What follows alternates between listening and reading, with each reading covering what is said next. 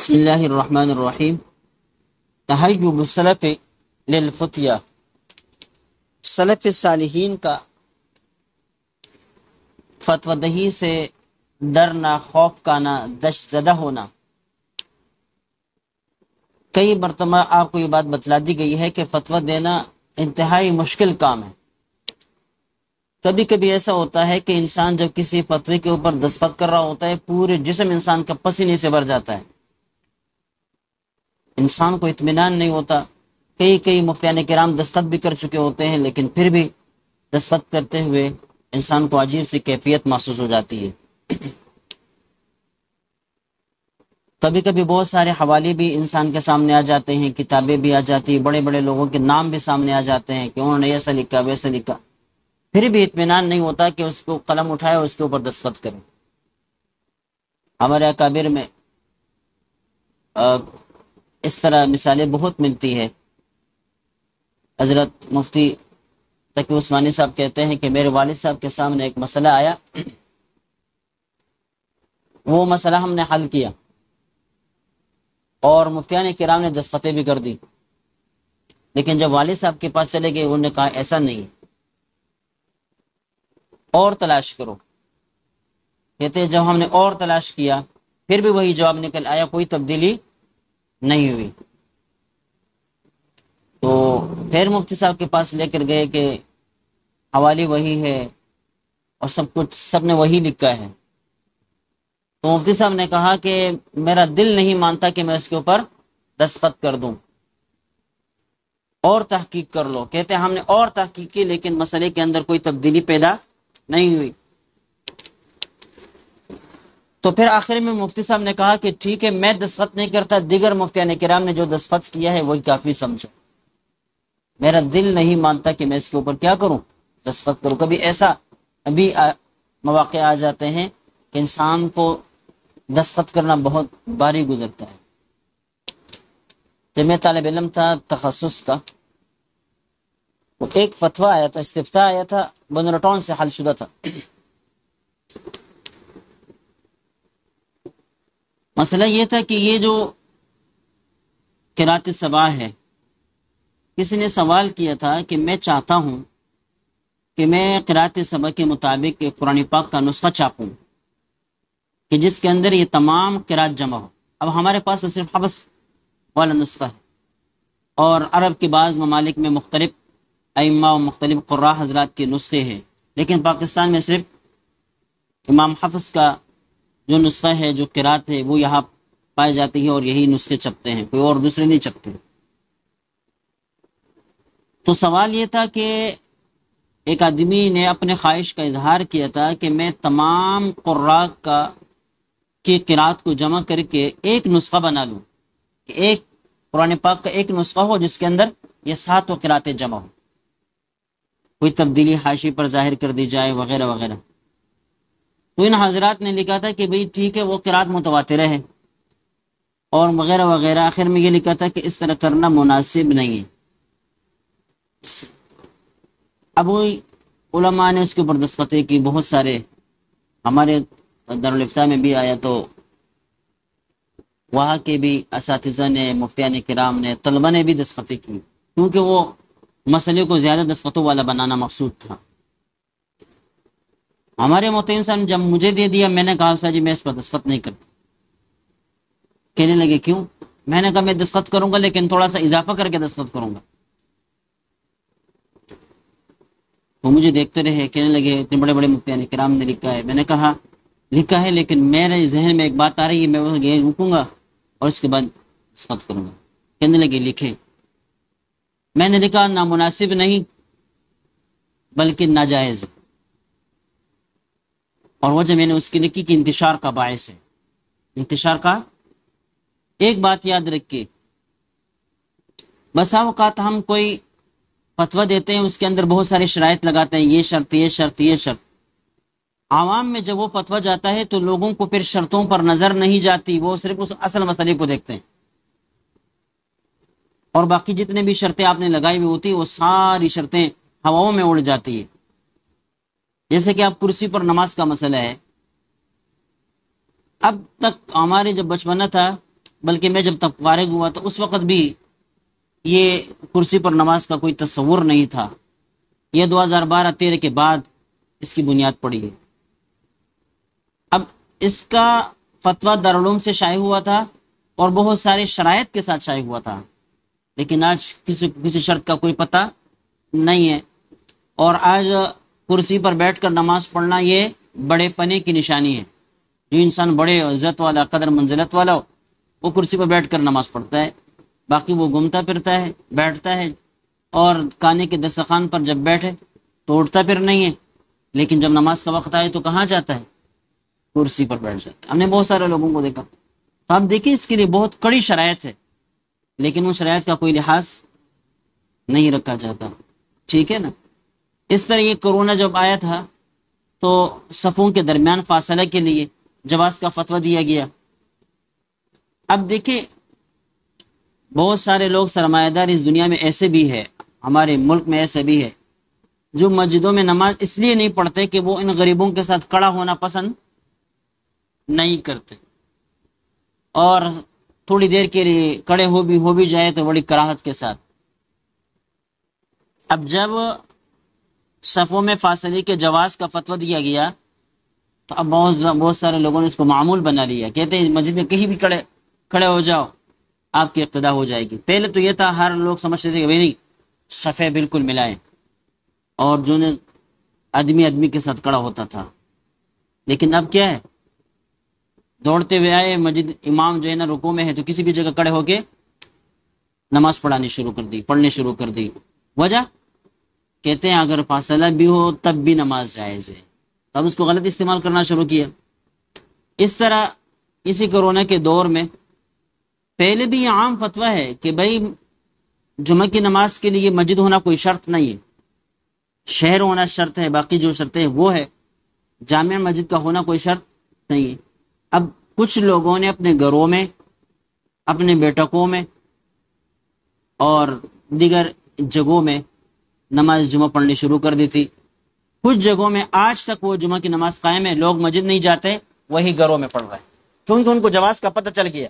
ابھی تک جواز کا پتہ نہیں تھا، اب پتہ چل گیا تو سستی کے مارے بعض لوگوں نے کسی مفاد کی خاطر اور بعض لوگوں نے سستی کی خاطر اپنے گھروں کو کیا ہے، ایک امام سے مقرر کر دیا ہے، بھائی آؤ ہمارے ہاں جمعہ پڑھا دیا کر، وہ گھروں میں نماز جمعہ پڑھ دیا.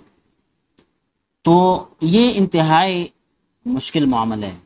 میں پچھلے سال طلبہ کو کہا کرتا تھا اگر کوئی فتویٰ مشروط بشرط ہے تو شرط کو اس انداز سے لکھنا ہے کہ اس شرط کو بیچ سے ہٹا دیا جائے تو فتویٰ نہ رہے، فتویٰ نہ رہے. جیسے کہ بعض حضرات فتویٰ دیتے ہیں کہ آخر میں کہتے بشرطے کے تو اس طرح ہم نہیں کرتے. میں کہتا ہوں شروع ہی سے صورت مسئولہ سے آغاز جب کریں تو وہی سے شرطیں اس قسم کی لگائے کہ ان شرطوں کو اگر بیچ سے ہٹا دیا جائے، یعنی ان جملوں کو اگر بیچ سے ہٹا دیا جائے تو آپ کی فتوی کے اندر کوئی ربط ہی باقی نہ رہے. کوئی کسی کے سامنے بھی پیش کرو تو وہ کہے گا بھائی یہ اردو ہی صحیح نہیں ہے، یہ جملہ ہی صحیح نہیں ہے. اب سمجھ گئے؟ تو اس طرح اگر شرطیں لگتی بھی ہیں تو پھر اس کا اس انداز سے اہتمام کرنا چاہیے. بس اوقات ایسا بھی ہوتا ہے. ایک مرتبہ ہمارے ہاں ایک حوالہ آیا. اچھا، جب وہ حوالہ ہم نے مفتی صالح صاحب کے سامنے پیش کر دیا تو مفتی صالح صاحب دیکھتے رہے. مجھے کہا کہ مجھے نہیں لگتا کہ یہ مسئلہ ایسا. میں نے کہا استاد یہ عبارت ہے. کہنے لگے یہ عبارت بھی مجھے غلط نظر آ رہی، اس عبارت کے آگے پیچھے کچھ اور بھی لکھا ہوا ہوگا. البحر الرائق کی عبارت تھی، مجھے اچھی طرح یاد ہے. میں نے اٹھائی، جا کے بحر الرائق دیکھی تو بحر الرائق کے اندر شرط کا ذکر تھا لیکن وہ بعد میں تھا. مثال کے طور پر پہلی شرط ہو نا وَإِن كَانَ كَذَا، ان کانا کدا، اس طرح. اب وہ ان کانا کدا کا جو لفظ تھا اس کو اس نقل کرنے والے نے چھوڑ دیا تھا اور فتویٰ مطلق لکھ دیا تھا بغیر شرط سے. تو بعض لوگوں میں ایسا کرتے ہیں. لیکن اگر یہ ان کانا کدا والے جو الفاظ ہے آپ نے عبارت ہی کا حصہ بنا کر فتویٰ دیا ہوتا تو پھر یہ بیچ سے ہٹائے نہ جا سکتے ہوتے. وہیں سے ہمارا تجربہ ہوا اگر ہم مشروط بشرط فتویٰ بھی دیتے ہیں تو شرط کو عبارت کے اندر ایسا خلط ملط کر کے لکھا جائے کہ جس کو حذف نہ کیا جا سکے، جس کو حذف نہ کیا جا سکے۔ تو یہ بہت گمبھیر معاملہ ہے، انتہائی جو ہے نا خوف، دہشت اور ڈر کا معاملہ ہے۔ آگے خود حضرت اس پر کافی تفصیلی بات کرتے ہیں۔ تحیب السلف للفتیا، سلف صالحین کا فتوی دہی سے خوف زدہ ہونا، دہشت کانا اور ڈر جانا۔ قال النووي رحمه الله تعالى في مقدمة شرح المهذب: اعلم ان الابتاء عظیم الخطر، جان لیجئے کہ فتویٰ دینا یہ محتم بشان اور عظیم کام ہے، محتم بشان اور عظیم کام ہے۔ یہ خطر یخطر باب کروما ایکموں سے جب استعمال ہوتا ہے تو اس کا مطلب ہے عالی مرتبہ ہونا، محتم بشان ہونا وغیرہ۔ قدیر الموقع، بعض نسخوں کے اندر کثیر الموقع، بعض نسخوں کے اندر کبیر الموقع اور بعض نسخوں کے اندر قدیر الموقع کا معنی ہے۔ تو اگر کبیر الموقع ہے تو زیادہ پیش آنے والے، ٹھیک ہے، کثیر الموقع کا بھی یہی معنی ہوگا۔ قدیر الموقع کا مطلب پھر یہ ہوگا تنگ جگہ والے، ٹھیک ہے، قدیر کا ایک معنی تنگی کے بھی آتا ہے۔ کثیر الفضل، بڑی فضیلت والا، زیادہ فضیلت والا۔ لأن المفتی وارث الانبیاء صلوات اللہ علیہم السلام، یہ عظیم الشان اور کثیر الفضل اس لیے ہے کہ مفتی انبیاء کرام علیہم الصلوۃ والسلام کا وارث ہوا کرتا ہے۔ وقائم بفرض الکفایہ، اور فرض کفایہ کو قائم کرنے والا ہوتا ہے۔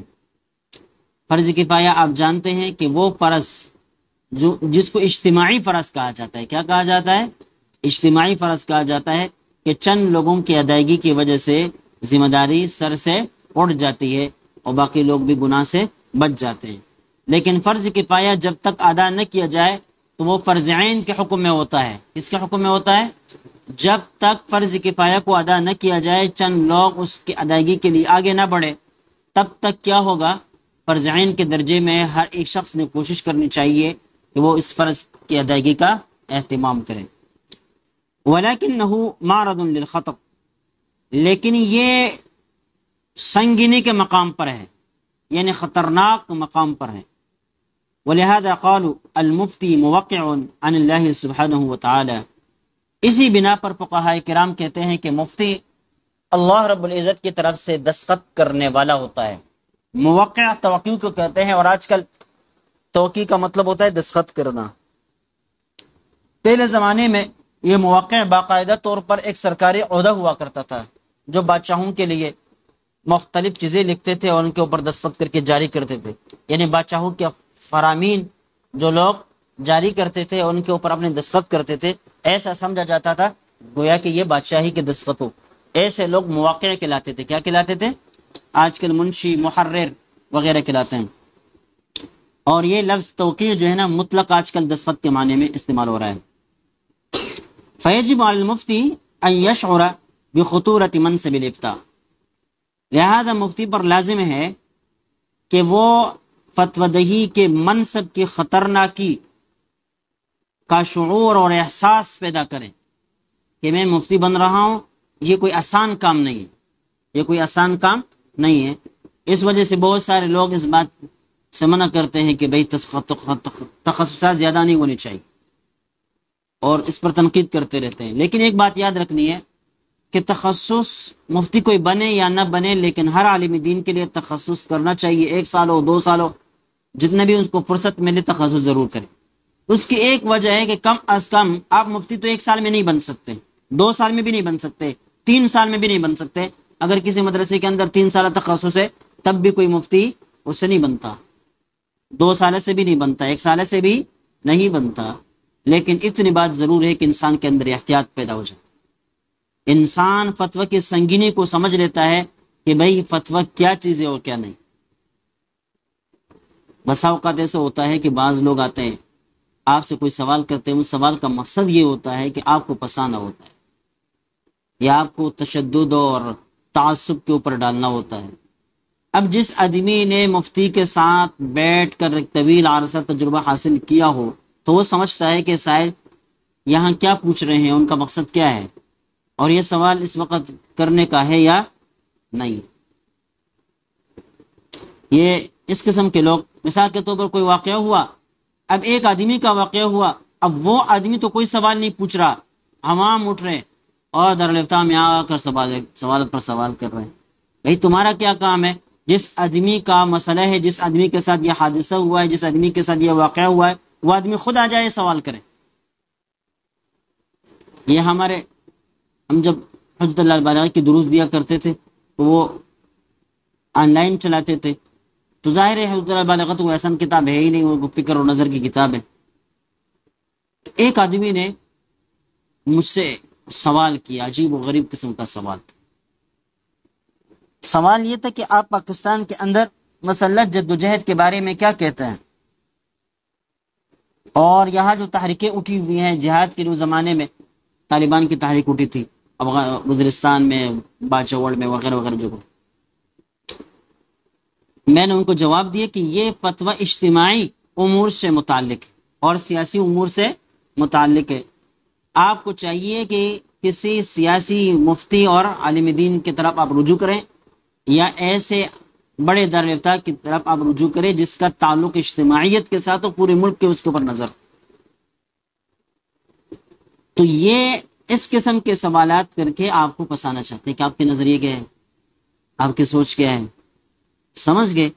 تو یہ چیزیں جو ہے، آپ اگر دارالفتاؤں میں بیٹھیں گے، مفتیان کرام کے ساتھ وقت گزاریں گے، تو پھر آپ کا مزاج بھی یہی بنے گا، شریعت کی منشا کو سمجھو گے، اور مفتی کی صلاحیت رفتہ رفتہ آپ کے اندر پیدا ہو جائے گی۔ 1 سال سے 2 سال سے اتنا ہوتا ہے کہ یہ جو متعلقہ کتابیں ہیں، اساتذہ سے سن کر پڑھ کر آپ کو اس کا اندازہ ہو جاتا ہے کہ فتویٰ دینا کتنا مشکل معاملہ ہے اور دیا کیسے جاتا ہے، بس سمجھ گئے؟ اس وجہ سے کہہ رہے فیجب علی المفتی ان یشعر بخطورۃ منصب الافتاء وانه ليس ابداء لآراء الشخصیہ، یہ شخصی رائے ظاہر کرنے کا نام نہیں ہے کہ میری رائے یہ ہے۔ بہت سارے لوگ کہتے ہیں میں یہاں پر یہ سوچتا ہوں، میری رائے یہ ہے۔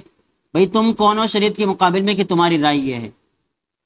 تم تحقیق کر لو اور دلائل کے ساتھ بات کرو۔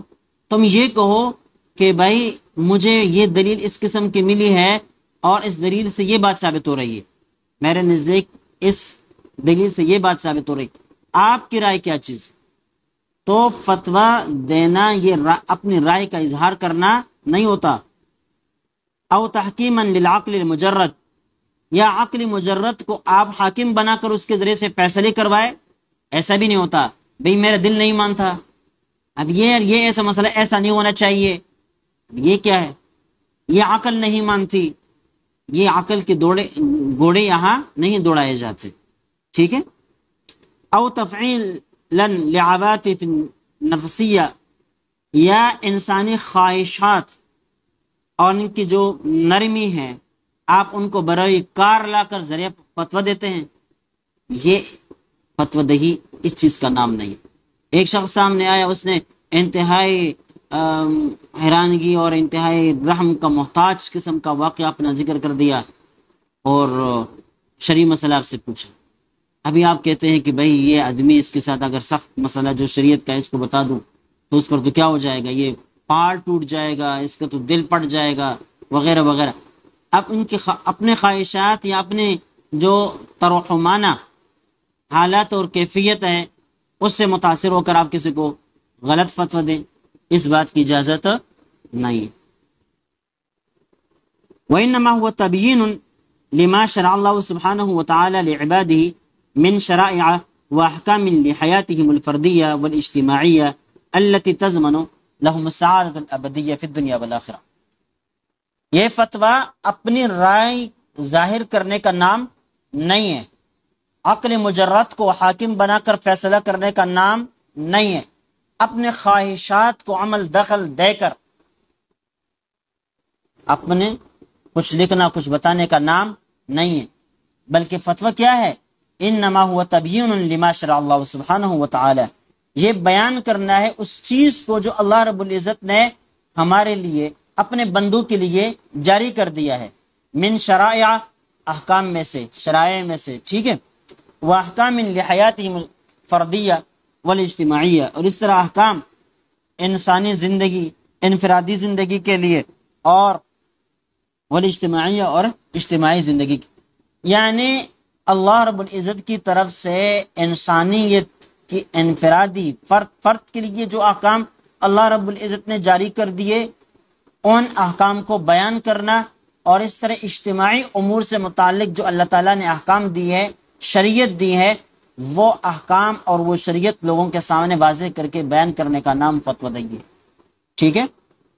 التی تضمن لهم السعادۃ الابدیہ، جو ضامن ہے ان لوگوں کے لیے، بندوں کے لیے سعادت ابدیہ کی، ہمیشہ کی سعادت اور خوش قسمتی کی، خوش بختی کی، فی الدنیا والآخرہ، دنیا اور آخرت دونوں میں۔ وکفى لخطورة هذا المنصب ومهابته أنه نيابة عن الله عز وجل ورسوله صلی اللہ علیہ وسلم فی بیان تلك الاحکام، اس منصب کے سنگینی اور اس کے ڈراؤنے ہونے کے لیے یہ بات کافی ہے کہ یہ اللہ رب العزت اور نبی پاک صلی اللہ علیہ وسلم کی نیابت ہے فی بیان تلک الاحکام، ان احکام کو بیان کرنے میں، یعنی جس طرح یہ کام کس کا ہے کہ شریعت کو بیان کرے، اللہ تعالیٰ کا کام ہے، پیغمبر علیہ الصلوۃ والسلام کا کام ہے کہ وہ شریعت لوگوں کے سامنے بیان کرے، تو مفتی بھی اللہ کا اور رسول کا نائب بن کر اللہ کے احکام کو بیان کرتا ہے۔ بات سمجھ میں نہیں؟ مفتی جب دستخط کر رہا ہوتا ہے گویا کہ یہ اعلان کر رہا ہوتا ہے کہ جو کچھ میں لکھ رہا ہوں یہ وہی ہے جو اللہ چاہتا ہے، جس کا اللہ نے حکم دیا ہے، جس کو پیغمبر نے بیان کر دیا ہے۔ اب بات سمجھ میں آئی ہے؟ تو یہ کتنی جرت کی بات ہے۔ اب اللہ کی منشا کو معلوم کرنا آسان کام ہے، کوئی معلوم کر سکتا ہے؟ جس نے بیوی کو طلاق دیتے ہوئے یہ کہا انت طالق انشاءاللہ، طلاق واقع ہوگی؟ نہیں ہوگی۔ کیوں نہیں ہوگی؟ اس لیے کہ مشیت خداوندی کا پتہ ہے ہی نہیں کہ وہ طلاق دینا چاہتا ہے فی الحال یا نہیں چاہتا، لہذا طلاق واقع نہیں ہوگی۔ آپ نے ہدایت کے اندر پڑھا، کسی کو لمبا تلنگا خط لکھا اور آخر میں لکھ دیا انشاءاللہ، کسی کے ساتھ وعدہ کر دیا آخر میں انشاءاللہ کہہ دیا، تو وہ وعدے وہ خط کیا ہے؟ ہواؤں میں اڑ جائیں گے۔ کیوں؟ اس لیے کہ مشیت خداوندی کے ساتھ آپ نے مشروط کر دیا اور منشا خداوندی کا پتہ نہیں چلتا۔ تو یہ مفتی جب دستخط کر رہا ہوتا ہے، فتویٰ جاری کر رہا ہوتا ہے، گویا کہ وہ یہ کہہ رہا ہے کہ اللہ کا منشا یہ ہے، اللہ کا حکم یہ ہے، پیغمبر کی منشا، پیغمبر کا حکم یہ ہے۔ تو یہ کوئی آسان کام نہیں۔ جھوٹ بولنا، غلط نسبت کرنا عام انسان کی طرف، یہ کتنا بڑا عیب ہے۔ پیغمبر علیہ الصلوۃ والسلام کا ارشاد ہے ایک مومن زناکار، بدکار، حرام خور وغیرہ ہو سکتا ہے لیکن جھوٹا نہیں ہو سکتا۔ اب جھوٹ کی نسبت ایک انسان کی طرف کرنا اتنا وہ ہے انتہائی برا عمل ہے اور انتہائی مذموم عمل ہے، تو پھر اللہ کی طرف اس کی نسبت کرنا، پھر پیغمبر کی طرف اس کی نسبت کرنا، اور اپنے آپ کو مفتی سمجھ کر کیا ہے فتوی دہی دینا، کہ یہ فتوی دینا کہ یہ اللہ ایسا کہہ رہے ہیں، پیغمبر ایسا کہہ رہے ہیں، تو یہ بہت خطرناک ہے، ٹھیک ہے، سنگین مقام ہے یہ۔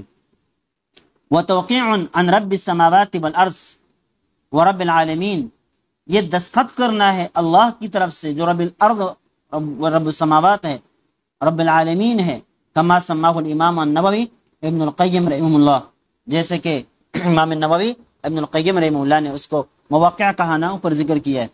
وقال ابن القیم رحمہ اللہ واذا كان منصب التوقيع عن الملوك بالمحل الذي لا ينكر فضله ولا يجهل قدره وهو من اعلى المراتب السنیات،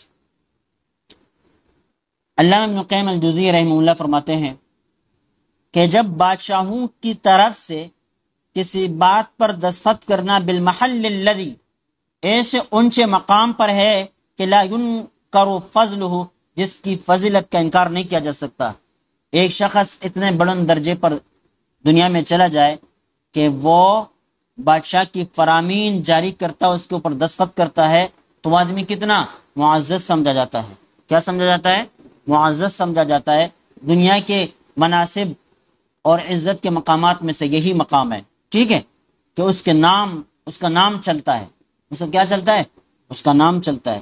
تو کہتے ہیں کہ جب بادشاہ کی طرف سے توقیع اور دستخط کرنے والے کا یہ مقام ہے، وَلَا يُجَلُ قَدْرُهُ، اور اس کی قدر، اس کی جو منزلت ہے وہ کسی پر پوشیدہ نہیں ہے، وہ کس سے مجہول، کسی کے نظروں سے الجھا ہوا نہیں ہے۔ تو کہتے ہیں وہ من اعلی المراتب السنیات، یہ اونچے درجات میں سے اونچا درجہ ہے۔ فکیف بمنصب التوقیع عن رب الارض والسماوات، تو جب یہ دستخط اللہ رب العزت کی طرف سے ہو تو پھر مقام و مرتبہ کیا ہوگا، پھر منصب کیا ہوگا؟ یعنی بادشاہ کی طرف سے دستخط کرنے کو اتنا عظیم سمجھا جاتا ہے، تو اللہ کی طرف سے جو دستخط کر رہا ہوتا ہے اس کا مقام و مرتبہ کتنا بلند ہوگا۔ کوئی آدمی جو بادشاہ کا محرر ہو یا موقع ہو، اس کی طرف سے فرامین جاری کرتا ہو، وہ ایک لفظ بھی غلط نہیں لکھ سکتا، وہ غلط جگہ دستخط نہیں کر سکتا، پکڑ میں آئے گا تو کہ حالت کیا بنے گی۔ تو اس طرح جو اللہ کی طرف سے مفتی بن کر لوگوں کو فتوی دیتا ہے اور اپنے دستخط سے یہ ظاہر کراتا ہے کہ یہ اللہ کا حکم ہے، یہ پیغمبر کا حکم ہے، یہ کتنا عظیم اور کتنا خطرناک مقام ہوگا کہ جب وہ پکڑ میں آئے گا تو اس کی حالت کیا ہوگی پھر۔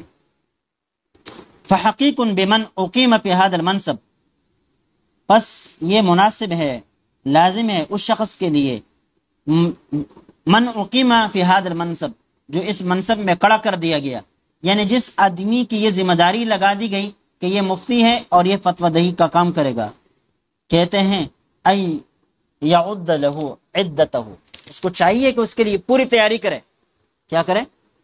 پوری تیاری کرے۔ وَأَن يَتَأَهَّبَ لَهُ أُهْبَتَهُ، اور فتویٰ دہی کے جو سامان ہیں، تأہب یتأہب، تاہبن کا مطلب بھی تیاری کرنے کے آتے ہیں، کس کرنے کے آتے ہیں؟ اور اہبہ کہتے ہیں سامان کو، ٹھیک ہے۔ تو فتویٰ دہی کے سامان کو تیار کریں، یعنی اپنے اندر صلاحیتوں اور استعدادوں کو نکھارے، اور جو اس کے فرائض ہے، جو اس کی ضروریات ہے، ان تمام ضروریات اور فرائض کا خیال رکھیں۔ فتویٰ دہی سے متعلق جتنے بھی صفات ہیں، جتنی بھی ضروریات ہیں، وہ اپنے آپ کو مہیا کر دیں۔ وَأَن يَعْلَمَ قَدْرَ الْمَقَامِ الَّذِي أُقِيمَ فِيهِ، اور اس پر یہ لازم ہے کہ وہ اس مقام اور اس جگہ کے عزت اور قدر و منزلت کو جانے جس جگہ اس کو کھڑا کر دیا گیا ہے، جو کام اس کے سپرد کر دیے گئے۔ ایسا نہیں کہ دارالافتاء میں آپ رئیس بن گئے، مفتی بنا دیے گئے، آپ جو ہے نا خوش ہے، گم پھر رہے، ہر کسی کو بتاتے ہیں کہ میں کیا ہوں؟ مفتی ہوں۔ بھائی آسان کام نہیں ہے۔ انسان جتنے بڑے مرتبے پر چلا جاتا ہے اتنے اس کی ذمہ داریاں بڑھتی ہے، اور میں نے آپ کو کئی مرتبہ بتلا دیا ہے۔ یہ منصب جو ہے دینی مدارس میں، دینی کاموں میں، افتاء کا منصب تمام مناصب سے اعلیٰ، ارفع اور افضل۔ کل بھی میں نے بتلا دیا تھا، کوئی شیخ الحدیث بن جائے، کوئی محدث بن جائے، کوئی محقق بن جائے، کوئی کچھ بھی بن جائے، لیکن علم کی دنیا میں وہ مفتی کے ماتحت۔ کس کے ماتحت ہے؟ تو یہ اتنا مقام ہے۔ لیکن اس کا یہ مطلب یہ نہیں ہے کہ ایک شخص جب اس مرتبے پر فائز ہو جائے تو اب سارے کو کیڑے مکوڑے سمجھے اور پھر جو ہے نا ان کو کوئی حیثیت کوئی مقام ہی نہ دے۔ نہیں بھائی، ہر انسان کا اپنا اپنا مقام ہے، اپنا اپنا مرتبہ ہے۔ جتنا آپ اس مرتبے کے قریب جا رہے اتنے ہی آپ کے اندر خوف، آپ کے اندر تواضع، انکساری اور بلند اخلاقی، تحمل، برداشت، یہ ساری چیزیں آپ کے اندر سب سے زیادہ ہونی چاہیے، سب سے زیادہ ہونے چاہیے۔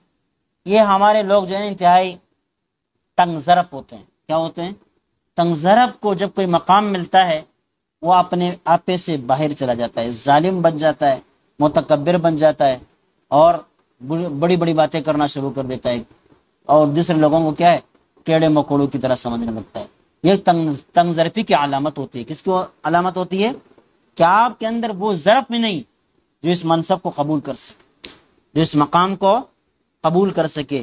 اگر آپ کا ظرف ہوتا، آپ کا دل ہوتا جو اس مقام کو برداشت کر سکتا ہوتا، تو آپ کا انداز یہ بدلا ہوا نہ ہوتا، آپ کے اندر یہ تکبر نہ آ رہا ہوتا، آپ کسی اور کو کم نظر سے نہیں دیکھ رہے ہوتے۔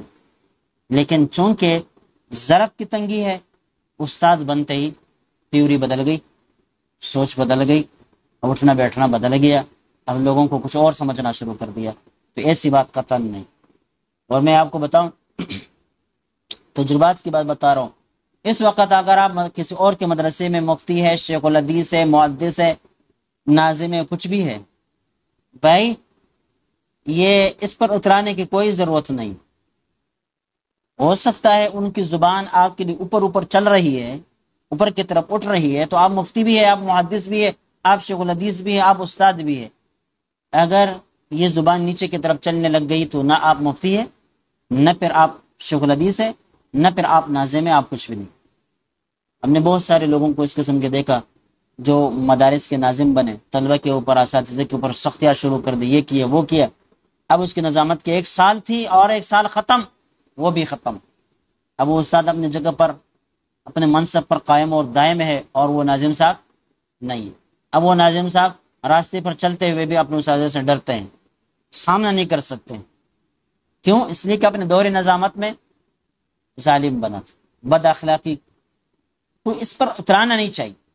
کوئی بھی منصب آپ کو ملے، بس اللہ کا اس پر شکر ادا کریں اور اپنے آپ کو اس وقت محدود رکھیں۔ اب ہمارے مدرسے کا نظام یہ ہے کہ آپ کوئی سفارش نہیں چلتی۔ اب مثال کے طور پر میں دارالفتہ کا رئیس ہوں، میں خواہ مخواہ یہ کہنا شروع کر دوں کہ بھائی میں تو رئیس دارالفتہ ہوں، میرا تو بڑا مقام و مرتبہ ہے، یاد ہے میری سفارش قبول کی جانی چاہیے۔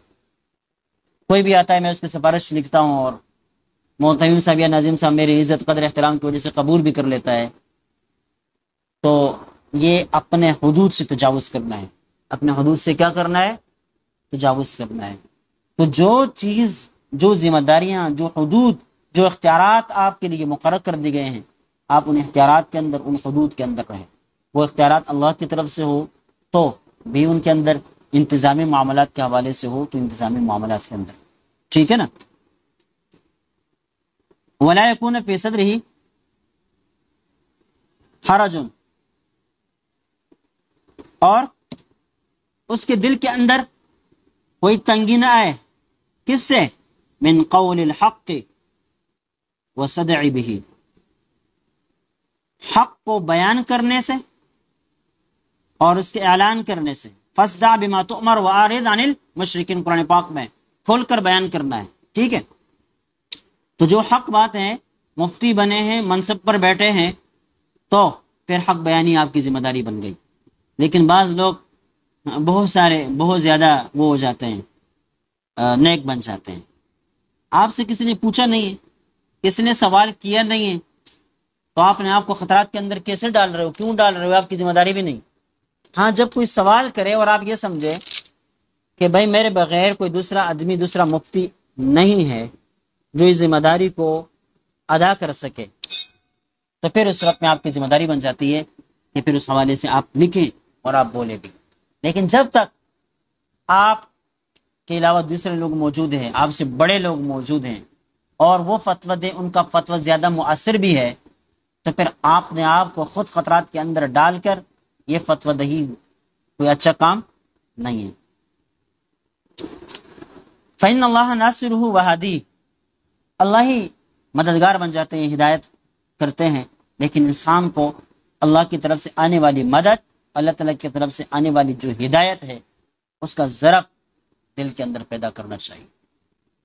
وَكَيْفَ وَالْمَنْصَبُ الَّذِي تَوَلَّاهُ بِنَفْسِهِ رَبُّ الْأَرْبَابِ، اور ایسا کیوں نہ ہوگا، یعنی یہ مقام اتنا بلند، اتنا اونچا کیوں نہ ہوگا کہ یہ وہ منصب ہے جو رب تعالیٰ نے خود اپنے لیے لے لیا، جس کا ذمہ دار کون بنے؟